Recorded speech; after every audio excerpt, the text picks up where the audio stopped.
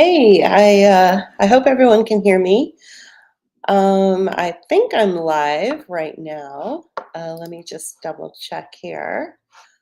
Hopefully you guys can hear me. Let me put on the chat. Um, Make sure that my audio levels are working okay. All right, looks good. Let's go to Rockman. There we go. Okay. Make sure that I'm streaming on all the right platforms. Um, how is everybody doing today? Let's see here. Looks like I am having some issues. I think I'm live. Um, when I'm using a streaming service that's outside of the normal streaming service that I use, it's always a little challenging to know that if I'm live or not. So I might have to start over. Let me log into another source here. Just bear with me. Let's see. I'm having some connection issues. Okay, looks like I'm good there. Just bear with me. I appreciate you guys. I appreciate your patience as I figure this out. Um, okay. Let me see. There we go. Audio levels sound pretty good. Let me see if I'm okay. Okay. All right. So it looks like I'm streaming on all the platforms. How is everybody today? Um, and thank you for commenting. Great. I appreciate that. So as you can see from the headline, I wrote, what did I write? I wrote that Neuralink was approved by the FDA and other hot topics. So let's go there first. Just very quickly, let me log into um, the Neuralink Twitter page and show you what they said. Um, let's see. I will grab their tweet and share it with you. Okay. Everybody can hear me okay? Just give me a thumbs up, give me a comment, anything to indicate that you guys can hear me. I'm going to share this this right here. There it is. So this is Neuralink. Neuralink is saying we are excited to share that we have received the FDA's approval to launch our sorry, it's really tiny, so I have to bring it up here, to launch our first in-human clinical study. And this is the result of incredible work by the Neuralink team in close collaboration with the FDA and represents an important first step that will one day allow our technology to help many people. Recruitment is not yet open for our clinical trial.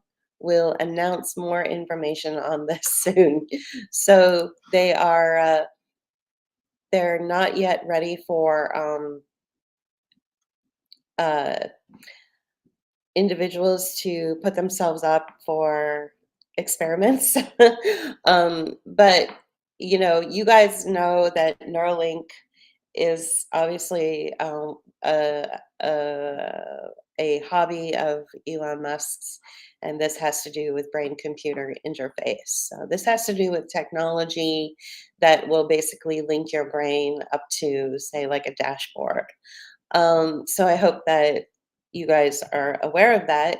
And if you're not, I did this really cute little video. Let's see if I can grab that and bring that in.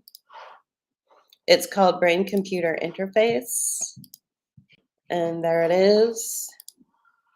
So that's what it looks like. It's called Brain Computer Interface. I did it about 2 years ago.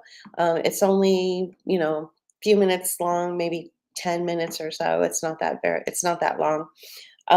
So if you want to watch it, go check it out. I talk about how Elon Musk with Neuralink and Brian Johnson of Kernel partnered together to develop the technology to create the brain computer interface, which is basically the foundation and the beginning stages of what people are calling transhumanism. So, that's something that you guys are going to want to think about. So now that the FDA has approved Neuralink, this is something that should not come as a surprise to anyone. Um, I really truly believe that this was always sort of like in the process anyway. Once the FDA started to, just sort of open the doors to biological weapons and, kind of experimentation on humans, then this seemed like the natural course. I mean, don't you agree? Um, so hopefully, you guys will get a chance to watch that video. Um, and uh, brain computer interface, which is something that I did for our YouTube channel um, back 2 years ago or so. So hopefully you guys get a chance to watch that, and you can sort of keep track of what's going on in that sense. So let's see here. Let me just double check something here. I want to make sure that I'm streaming okay. I am. All right. Yes. So, in answer to somebody's comment, have a great Memorial Day weekend. Yeah. So, it's Memorial weekend here in the United States. That means people aren't working on Monday. Um, and of course, it has, bigger meaning than that. But that's there's no work on Monday because people are taking Memorial Day off. And typically, if people go away, it's a long weekend. Um, so I wanted to also talk about anarchism, which is a philosophy.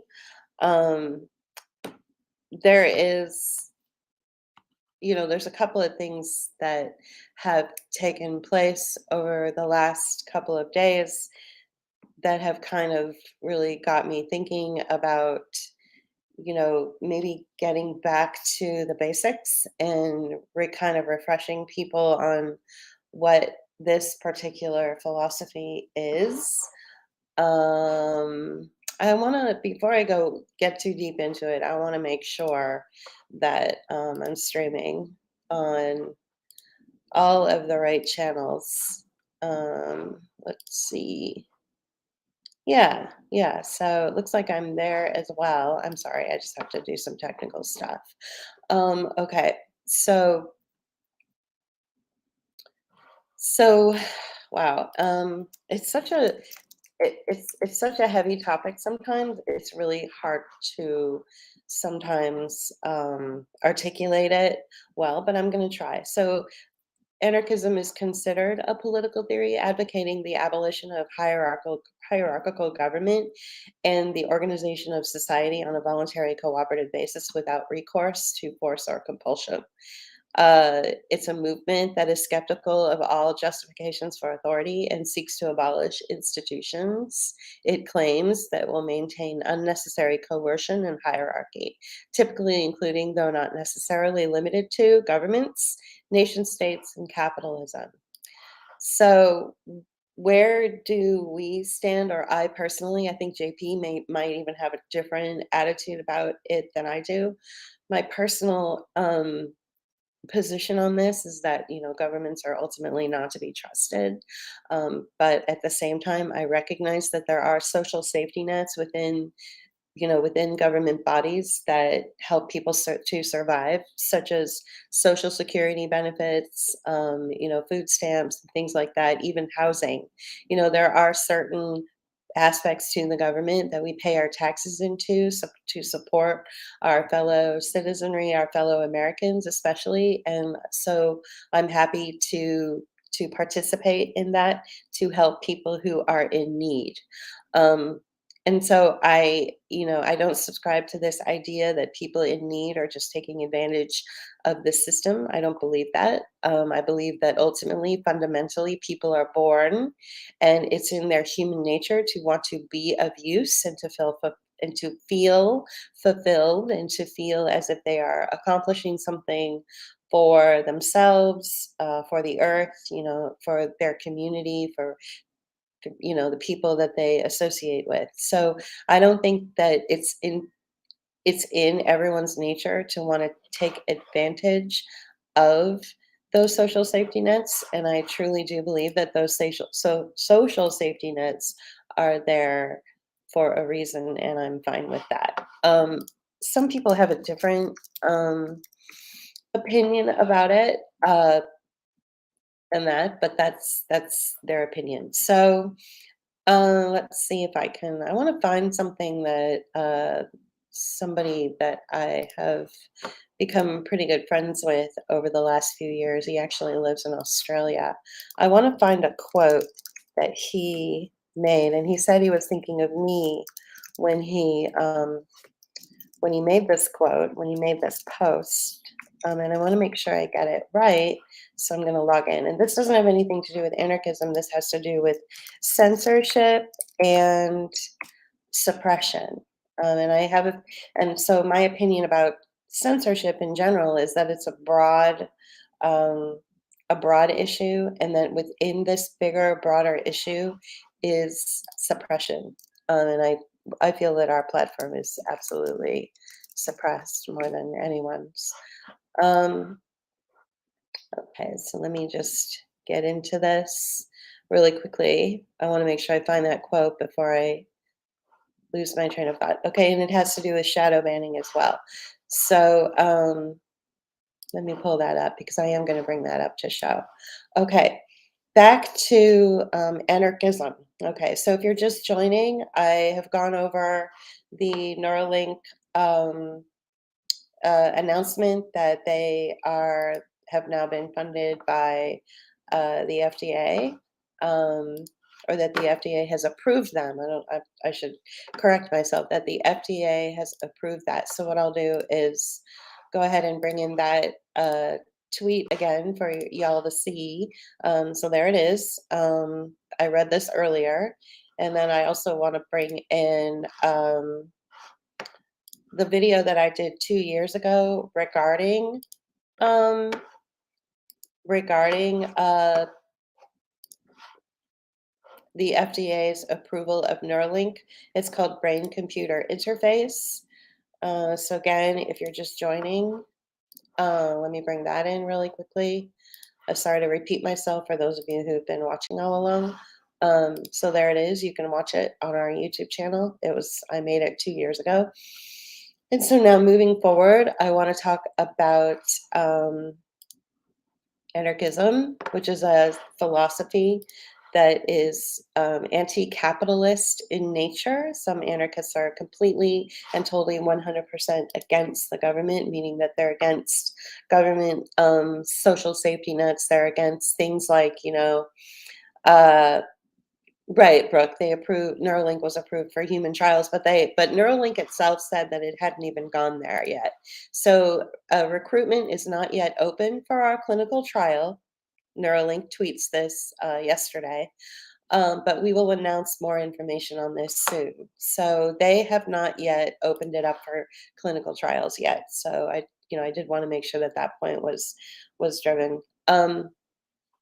So back to anarchism. So this comes about as a result of somebody that we have in the past. We've lifted him up. I'm not going to say his name because I don't want to start attacking people. But we've talked about him in the past, and he did something today, which is kind of the antithesis of anarchism itself, as he lifted up an individual who we've never liked. And it's that aside. The fact that he would lift someone up as like the greatest of all times and everything was kind of silly, and we thought that's sort of against like the anarchist philosophy because they're literally like, no heroes. So it seemed really odd that he would go there. And so it got me to thinking about anarchism itself. It got me to think, in a more in a broader, more, open idea about what it is. So I thought maybe what we would do is just kind of rehash what it is. Remember, it's anti-capitalist in nature. So someone that we do really like and someone that we do continue to talk about when we do our programs and we reference them a lot is Winter Oak. So this is the Winter Oak website, and I'll let you go there and take a look at Winter Oak. That's their site. It's winteroak.org.uk. And so if you're interested in this kind of, ideology or this kind of philosophy, then going to this site and just kind of playing around and reading some of the articles is the best way to get educated. Um, Another reason I wanted to talk about anarchism in general is because I've noticed over the last few years, especially in the age of COVID, that there's this sort of infiltration into this social philosophy that is is done from libertarians and also from anarcho-capitalists, which is anarcho-capitalists would be all the people that attend like anarcho-poco. They're like the James Corbett's of the world. They're the James Corbett has been around for a long time, and I, did one video where I didn't quite look at him all that favorably, and his minions literally threatened to put a hit on me. So it's not the first time that somebody who's super popular, it's not the first time that their minions have come after me, threatening me with my life. So now I've had two death threats as a result of popular people. I feel very accomplished with that. So I just want to say that there's a difference between anarcho-capitalism and then just anarchism. And the person who is really like probably just the best thing I've ever seen or heard anybody really talk about the difference between, just like traditional anarchism and then anarcho-capitalism is this guy who goes by the name of Anark, Anark, and I'll go ahead and show you his video or his YouTube channel. So this is his channel right here. It's called Anark, and I would recommend going to his video called oh, what is it? We just listened to it today. It is about anarcho-capitalism and how it's not really uh, that. Uh, Anarchism is not anarcho-capitalism because capitalism is based on exploitation and it's basically based on pain. So, and pain of usually the worker. So it's impossible to be an anarchist and say that you support anarcho-capitalism and then still try to call yourself an anarchist. Like those two things don't work because anarchism is all about inclusion, and it's traditionally like very feminine, so it's working together in a community with not without exploitation and with no hierarchy. So to say anarcho-capitalism is a thing, it's not a thing.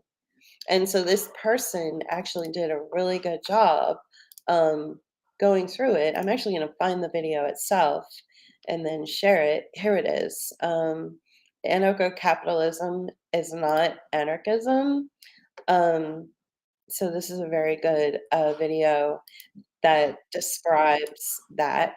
So I will bring that up as well so you can see the video. It's from 5 months ago.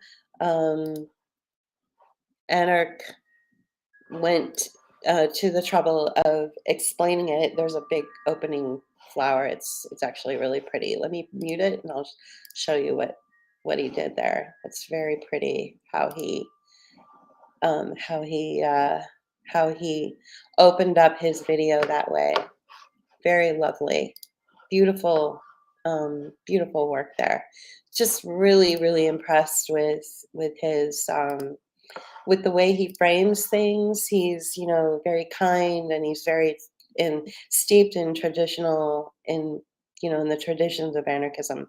Does that mean that I agree with him 100,000%? No, I don't. There's quite a few things that he says on his Twitter page that I disagree with, but I think that because begin with this idea that there's no hierarchy, that nobody's going to try to dominate the conversation and shut people down, I think that he's open to dialogue regarding the pushback against some of the things he says. He could be the traditional anarchists that we've run across over the last few years or so that were really pro vaccine and pro COVID lockdowns and things like that. And so we had to fall away from a lot of these people that we felt were always on sort of the right side of history. And then COVID put them on the wrong side of history. So he could be one of those people.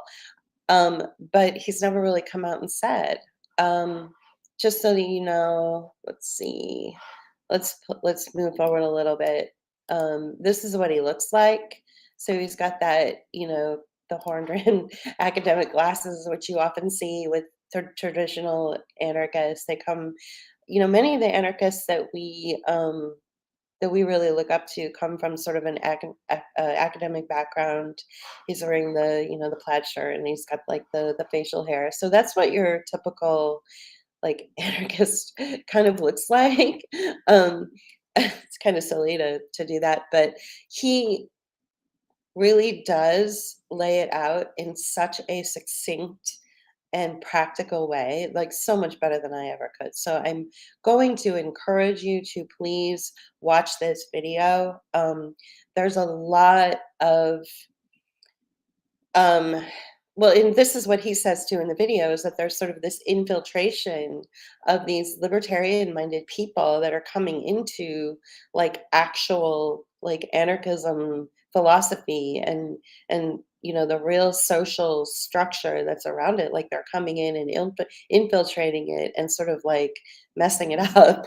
um and so I thought that should be cleaned up a little bit. One of the things too that I think is really important to remember is that anarchism is really about opening up to this idea that we have to have a symbiotic relationship with others and with the earth. And you'll see a list of names here. Some of the recommendations from Winter Oak, which I mentioned before, the A to Z of thinkers. So organic radical philosophy draws its inspiration from a deep well of human thought. And below are links to some of the thinkers who have been particularly influential for us. The list is far from comprehensive, and this is very much an ongoing project. So we welcome any feedback. And he's got Bakunin listed. He's got Paul Kudinek, Guy Debord, just like all these people, even Gandhi, like all these people that you should be researching and looking into before somebody who's like, "Hey, I'm an anarcho-capitalist, and you could be too," and it's like super cool before they just come into the mix. Um, uh, Before they come into the mix and kind of distort the true meaning of anarchism. Brooke is asking, is his name Kurt Robinson? I'm having difficulty finding it under obedience is a virtue. Oh, I'm sorry, Brooke. Let me go back to his YouTube channel. Let me show it. It's called Anarch, Anark. Let me go ahead and share that screen for you. And his name, so that's what you're seeing up here. Obedience is not a virtue. That is actually, his background image or his banner. That's his banner, but as you can see right here, he goes by Anarch, and then I think his real name is, let me find him, um, is Daniel Baryon, Baryon. So his name is Daniel Baryon, and he goes by Anarch on YouTube. And the video that I think that you should see is from about 4 or 5 months ago, and it's called, "Anarcho-capitalism is not anarchism." So you can scroll through and find it, on his page. So anarcho-capitalism is not anarchism. That's the name of the video. Um, let's see if I can find it under the video tab, and then you can scroll down here. And um, a lot of his, there it is, anarcho-capitalism is not anarchism. So a lot of his thoughts are, we agree with that. Okay, great. I'm glad you found it. It's good, excellent. Okay, and so one of the reasons I'm bringing this up is because a self-proclaimed anarchist that we had been following for a while, which we recently unsubscribed to, um, lifted up a so-called journalist as like a hero, like the greatest of all time, and we're like, well, we're not supposed to have any heroes, and so that was really disappointing to read, and we just felt that we needed to get some distance from that. And then at the same time, JP and I were talking this morning, and he was like, okay, maybe we should talk a little bit about, our position on anarchism.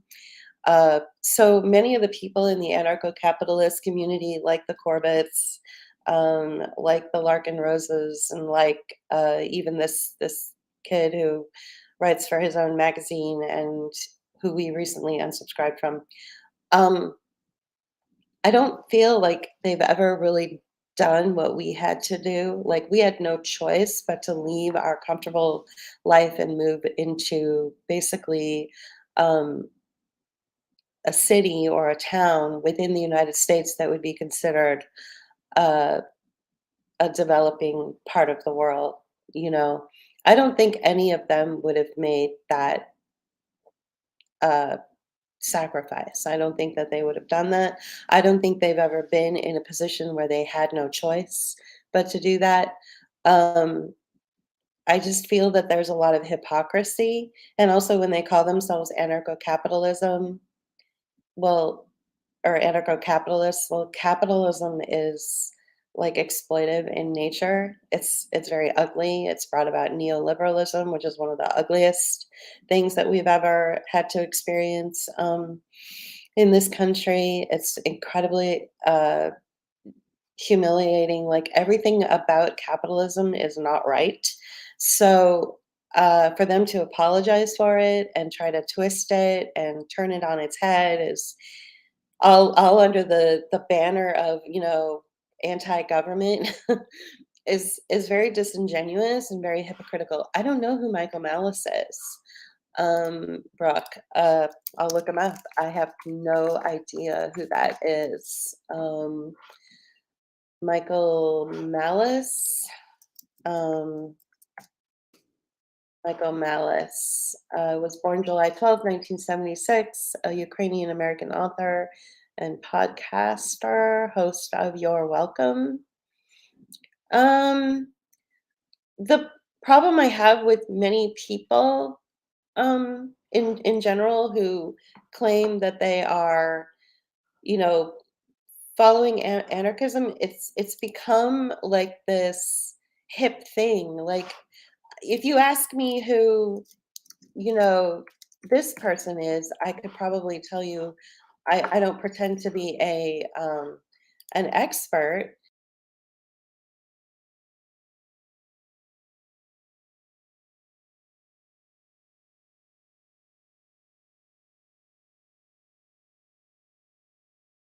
then oops, did we lose me?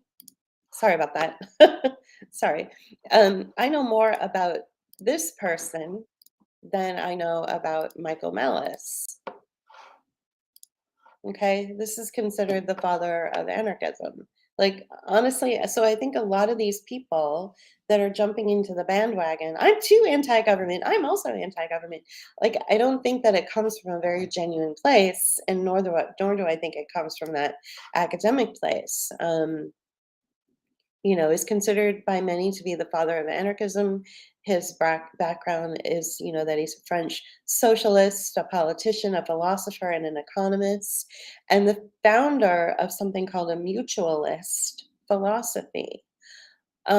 So I feel that what happens with these people, like probably Michael Malice or Larkin Rose or various other individuals who are picking up this sort of anti-government position, they're not really speaking about it in terms of like a class issue. They're, they're just kind of getting on the bandwagon and saying like, "Ooh, um, anti-government," So I don't, I don't know. It just seems really disingenuous to me. That's all. That being said, though, I do want to say that regarding Larkin Rose's latest movie, I guess, or play or something, that he's finally reached the end of it, and I don't know what's coming up. I wanna wish him the best. Like, I don't wanna say that, he shouldn't do that. I mean, he's got a story to tell, and I'm all about, any kind of creative endeavor that brings people together and is, criticizing the state for, oppressing the people, obviously. So, obviously I'm supportive of that. Okay. I just think that there's some disingenuousness when it comes to like the true, like, uh purity of this the social belief system of anarchism. Like I said, it's really feminine in nature. So And I'm finding too, speaking of that, I'm finding that in this sort of anarcho-capitalist libertarian world, and this is something that a lot of San Francisco women, especially in the tech sector, see, is there's a real bro mentality and a real misogyny there.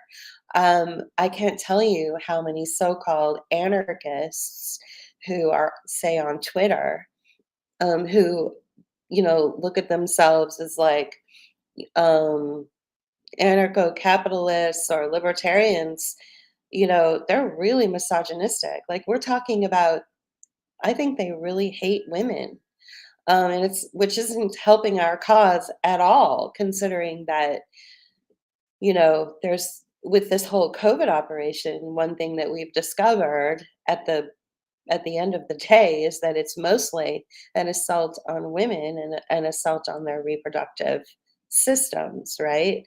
So it's bad enough that we've got big pharma and the military coming after us. Now we have to have a bunch of fucking libertarian, so-called anarcho-capitalists, you know, hating women and finding every excuse to undermine them.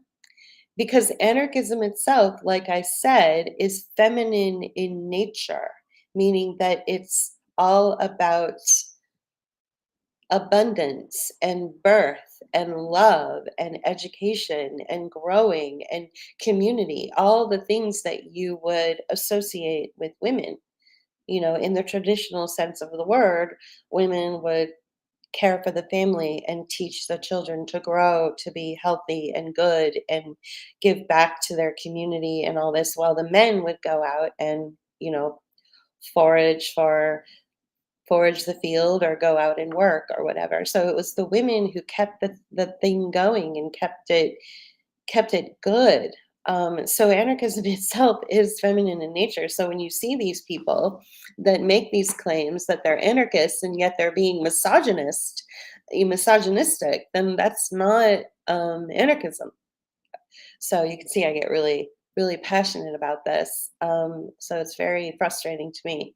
So once again, I would like to refer people to Winter Oak because I feel that with his work comes a deeper understanding of with their work because it's a bunch of writers that go to this website and write. It's winteroak.org.uk. So please go there and read and understand that this very feminine, not feminist, but this very feminine philosophy, social philosophy about anarchism is embedded in a lot of the work that you'll see on this site. Um, Go to the Radical Thinkers. Let me share that screen as well. A lot of this I know I'm repeating, but I want to make sure that you guys understand the importance of being fully educated uh, you know, about these people and not just try to jump into some sort of uh, some sort of latest fad that these misogynistic bros are creating. That's not what this is about. So there's a ton of writers here that you can look into. He even mentions Corey Morningstar, right? So go ahead and take a look at this site, and I'll include it in the link as well. And then another person that I would really encourage people to read is a Substack page called Walking with Goats. Um, and I think that you will find quite a refreshing, uh, quite a refreshing take on anarchism and, how we can work together socially and all this. So go to Walking with Goats and just read, pick an article or two and just read from there as well.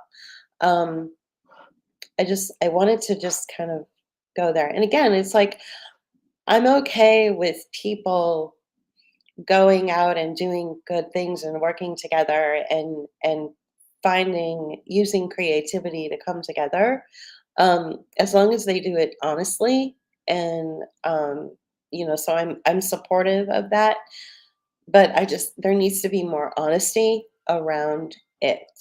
um so let's move on a little bit. There's another topic that I want to bring up. It's a little bit off topic from anarchism, but I think I've talked about it long enough, and I am sure that when JP and I go live on Monday, that we are going to be talking about it a little bit more. So let me get rid of some of these tabs. The next screen I want to share with you is the latest article from Catherine Watt, and I noticed that some people have already shared it, so that's good. So as you can see, it's called 93 Biochemical Weapons to Decline Whenever a Medical Mercenary Offers Them to You or Your Children. So this is about the most anti statement that you could hear, especially when you're starting to refer to your school nurse as a medical mercenary. I feel that this is the kind of strong language that we need. There are many people out there, even people like myself and people like Karen Kingston, and of course people like Catherine Watt, that say we have to say the true things. We have to say what they are. This is biochemical warfare, in that the people who are issuing the biochemical warfare on your loved ones or yourself are medical mercenaries. That's it. They're not doctors, they're not nurses, they're medical mercenaries. Um, and so she goes through the list of all the different injections that you need to say no to. There's 93. So that's crazy. So, and then she provides a link to each one of them so that you can read about them. So I find this very helpful. And then she always ends each and every one of her Substack pieces with a reference to something holy. Um, and in this case, it's the road to Canossa, the Holy Roman Emperor Henry, submission to Pope Saint Gregory the Seventh, I believe. I am having a hard time reading that just because the screen is so bright. But but yeah, take a look at that website and and obviously this article and read about that. I think that's really important. Um, so right, and then Brooke also talks about the circumcision of baby boys.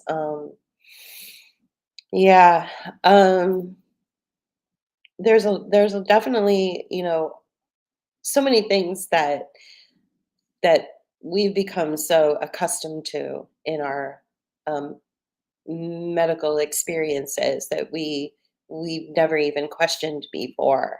And so now what this experience has brought about is a new set of questions like, do we really need to do the things that we do? Like, for instance, circumcising baby boys. Um, right. And then, of course, the injections into newborns, which seem horrific. So let's see here. So I want to bring in something about censorship and suppression and shadow banning and things like that. Let's see. So I really appreciated this post here from my friend Sean. He said, if you've experienced shadow banning, then you know all about content filtration. This applies to the entire internet. The internet is actually even more controlled than legacy media. Just because you're allowed to see opposing views does not mean your feed is not curated by AI. It doesn't matter if you're on Twitter or Telegram. It doesn't matter if you watch YouTube or Rumble or any of the other hosting platforms. Free speech is not about what you are allowed to say or what might get you deplatformed.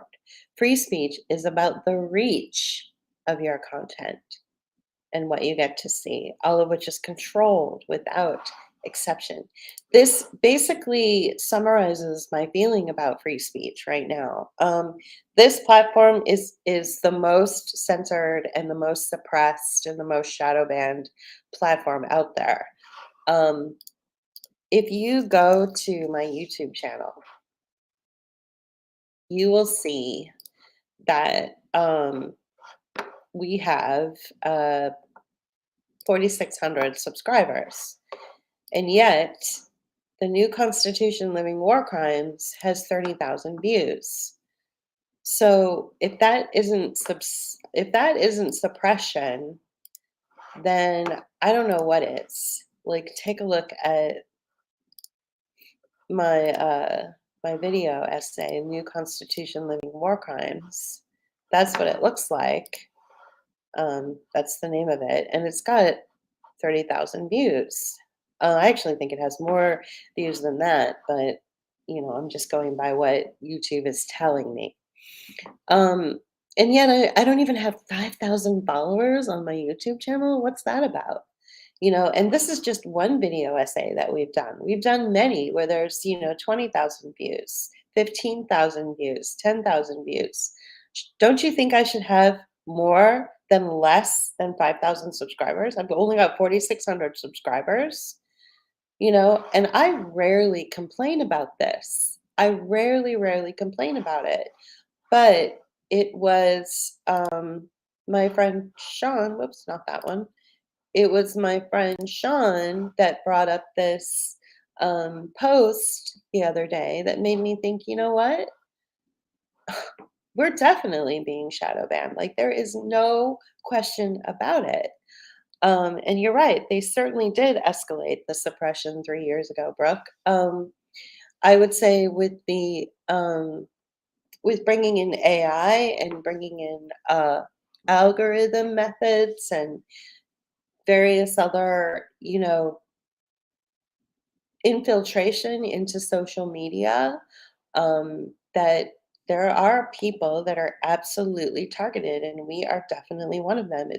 And one of the reasons that we're so targeted is because we don't subscribe to anyone. I mean, we subscribe and we watch videos, but we don't subscribe to this idea that we have heroes. I mean, we're not giant, you know, fans of one particular famous doctor or famous researcher or, you know, famous blogger or whatever. We pick and choose.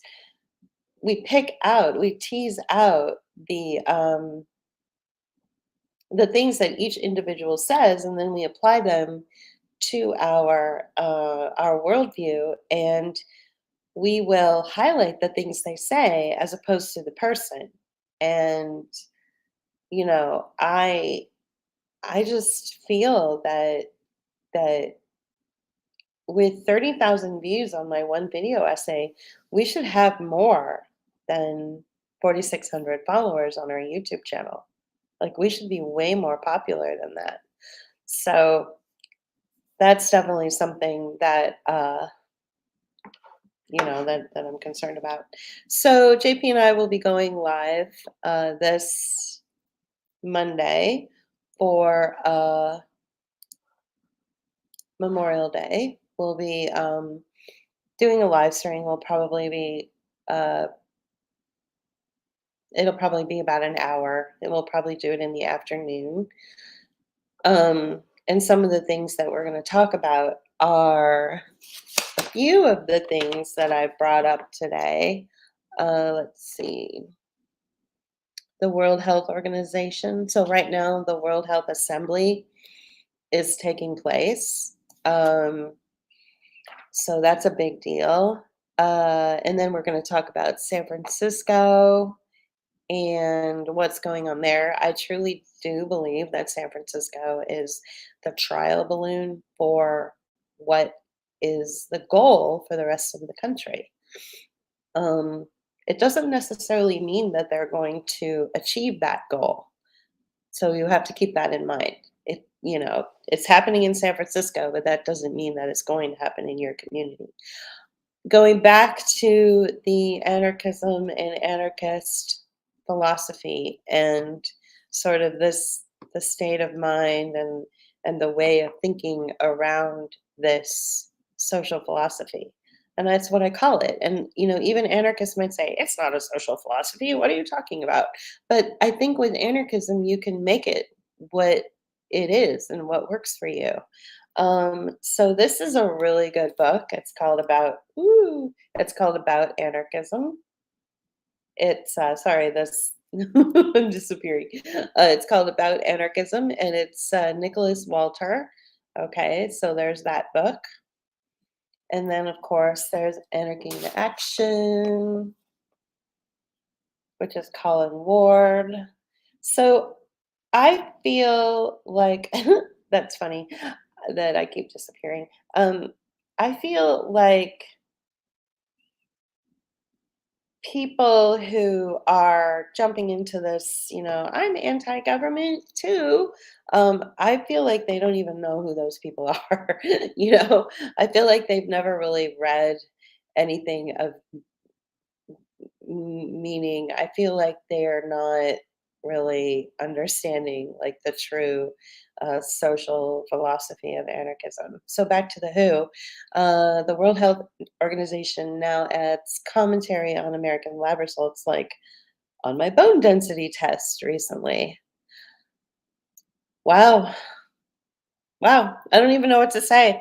Clearly, we need to get out of it, and hopefully, the next administration will consider that the way the former administration did consider it. Not saying that I believe one way or the other that that's going to make a difference, but yeah. The idea that Javier Becerra is over at the World Health Assembly in Geneva right now, just basically saying, how much money do you want? We'll make it happen. It's just, you know, it's just really horrible. If you were in the same room as that man, you would probably leave it needing to take about 3 showers. He's really just an oily snake-like person. He reminds me of every nonprofit director I've ever met. Sorry. Yeah, I just don't even like thinking about him. He's awful. I'm talking about Javier Becerra, um, who's got more power right now than the president, of course, and more power than Congress. And that's what people don't understand. And that's what I tried to illustrate with New Constitution Living War Crimes, is who really does have the power. Um, but actually, truthfully speaking, the people that have the most power are the people, me and you. We have the most power. Um, the uh, the world, the guy from California. Are you talking about Javier Becerra? He's the Secretary of Health, yeah, and he's also from California. So he's the HHS secretary right now, and like I mentioned in my video essay, New Constitution: Living War Crimes, he has more power than Congress. So that's definitely something that we're going to want to think about. So right now, and we're going to talk more about this on Monday, but I'll tease it out a little bit.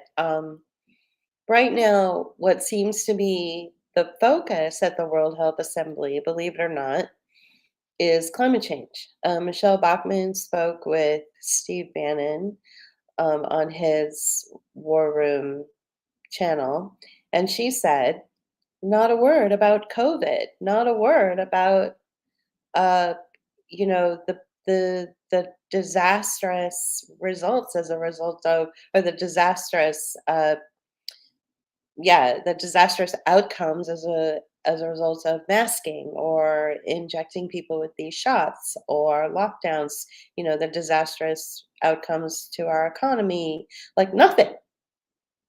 Nothing. No conversation at all about that. It's only been about climate change. So that's interesting. So remember, just to kind of give you a background, and I feel like I'm in this weird place where I'm like disappearing because of the background situation. There's a lot of movement, I guess, in the air too, so things are not as steady as they were last time. Um, so the uh, the thing that we have to remember is that every country is in debt to the Bank of International Settlements. So the Bank of International Settlements is the central bank of all central banks. So every central bank has a head, and then that head will walk over to the Bank of International Settlements, and he'll sit at one part of the table, and then someone else who's the head of another central bank will sit at that same table. And so all the heads of the central banks and various other, I'm sure, capitalists and industry leaders and blah, blah, blah, they all make the Bank of International Settlements, and they try to figure out ways to get these countries to pay back their debt. So they might try anything, with the COVID operation, it was they marketed the idea of a virus in order to promote like the largest transfer of wealth in human history, to support that so that all of these heads of industry that make up the BIS, the Bank of International Settlements, will get paid back. So they're going to roll out another marketing campaign in order to pay back the debt. And that is going to be the green stuff, or not the green stuff, but climate change and promoting the green economy. Yeah, it is kind of blackmail. It's kind of like the mob, basically. It's basically the mob, is what it is. We're literally run in a mafiocracy at this point. um, so uh, yeah, so there's some debt that needs to get paid back, and uh, and we're going to talk more about it on Monday. I don't want to give it away because we're already at the nearly the 1 hour mark, and so I'm gonna sign off in a bit. Mostly, I wanted to focus on anarchism, and I wanted to talk about how I believe that it is a social philosophy that has been infiltrated from within, and that it came to um, a very strong point under the COVID operation. And so, in fact, a prominent um, person in the anarchist movement, David Graeber, died mysteriously. You may have heard me speak of him before. Um, he died quite mysteriously the uh,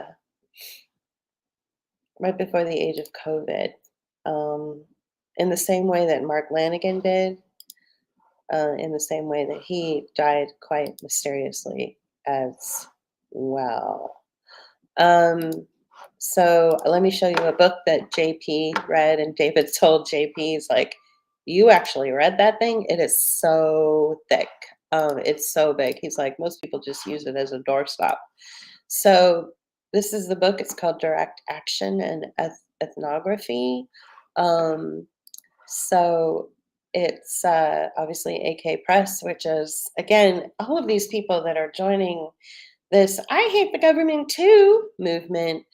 Like, do they even know about AK Press and all of the, like, the hundreds of years of literature that's been printed about anarchism?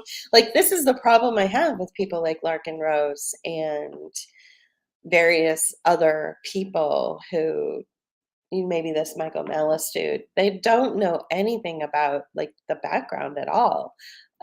So it's a huge book. Obvious, and you can see it online, obviously.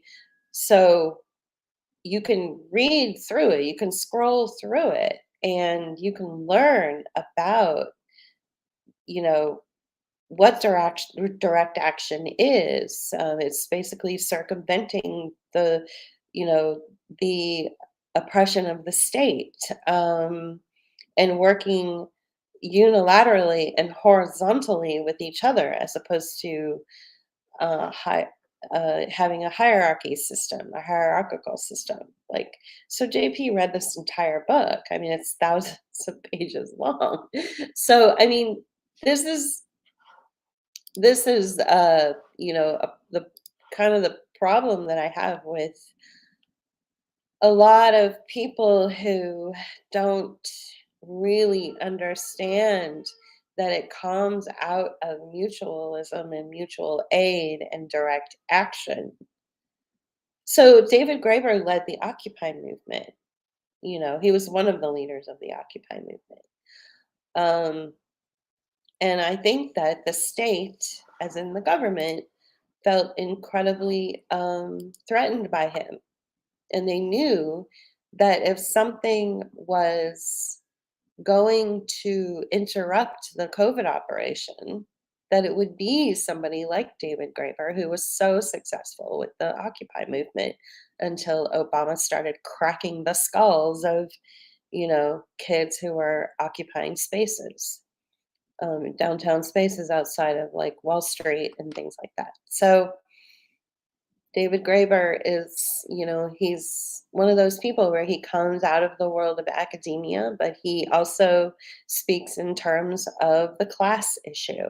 This is yet another thing that's missing in this really misogynistic, um, uh, anarcho capitalist, libertarian movement that's really just infiltrated like true anarchism.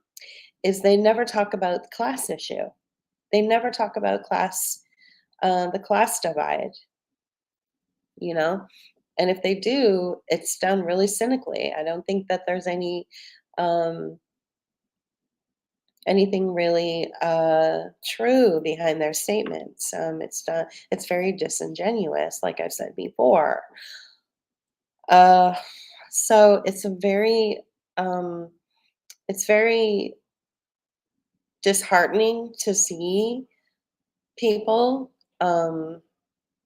not even follow their own belief system, but they end up like contradicting themselves all the time. Yeah, so classism is a huge factor. And I can guarantee you, none of these bros, none of these misogynistic types that are just all about how great capitalism is, anti government capitalism, like they would never be in a position where they had to choose to move to basically a part of the United States or their own countries if they're from Canada or wherever. That's considered a developing nation, like where we live. It would be considered like on par with a developing nation. You know what that means, right? So I don't know. I feel that there's like this real hypocrisy when it comes to this latest infiltration into anarchism. That's why I wanted to show some, some people that have those traditional values that can continue to keep the philosophy from being corrupted by libertarians or by anarcho capitalists who have a really slick, exciting message, but there's no real value behind it. And they don't talk about the class issue. And like Brooke says, classism is a huge factor. Uh, so, yeah, I hope you guys enjoyed today's broadcast. It was a little casual. I just wanted to go over, Neuralink and the FDA, which I did a little bit twice, and bring in some of the things that I would recommend people looking at. And hopefully, you'll think a little bit more about. Hopefully, you'll be able to exercise discernment when someone's like, "I'm against the government," and you get caught up in their energy and you get caught up in their emotion and you get caught up in their somewhat corrupted value system. Keep that in mind. Just always keep keep your own um, sense of morals first, right? Like filter everything through your own morals, through your own moral compass, which I know you have. Everyone who follows us has a really strong moral compass. Thank you. I like the blue butterflies. Big fan. Blue butterflies have a very personal kind of magical meaning for me. So for you to put a picture of them up like that is kind of cool. It really speaks to me. Thank you. All right, so we're going to be back on Monday with some more hot topics and talking about the future and things like that. So, you guys have a great weekend. Have a great rest of your Friday. Take it easy, have fun. Um, and I think I might also do a show or do a broadcast. Oh, these aren't really shows, they're just broadcasts. Maybe do a broadcast about like some of the health tricks that I have up my sleeve. My mom is a certified naturopath and basically got me through being poisoned by being around people who chose to poison themselves. How's that? And so, ever since I started following her recommendations, not a problem, not even a cough. So maybe I'll do like a little show talking about that, and I'll highlight some of the things that I use and take. We'll think about that. I'm not a sponsor. I don't have, or nobody's sponsoring me. I don't have any connection whatsoever to the products. I just take them. So there is that. So I don't know if that would be a conflict of interest or what. Probably not. But yeah, I'm all about health and eating right and doing the right thing in that sense. Most of the time, no one's perfect. All right, you guys, thanks for joining today, and we will see you on Monday. All right, thank you. Bye.